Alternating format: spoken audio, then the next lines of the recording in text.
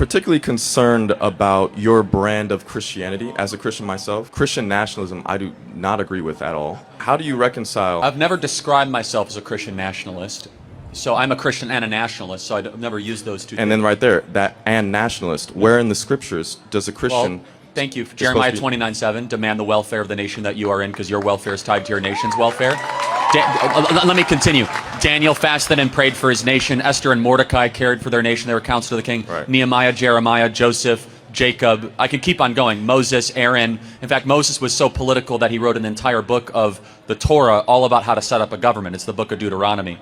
So, in fact, the Bible is an explicitly political text amongst many other things. Now, can we interpret those texts in the light of the revelation of Christ? Because you just cited all Old Testament texts, but you have not once cited St. Paul. Okay, yeah. If you want me to also, by the way, just so we are cite St. Paul about the kingdom of heaven and the governance. Just so we're clear, do you think that the New Testament is greater than the Old Testament? It is. It is greater because the revelation of Christ dictates how we interpret the Old Testament. So you think that all of a sudden, like Genesis 1 is not as great just because of the New Testament? The Old Testament was a type and shadow of the things to come, and now we live in the full revelation of Christ.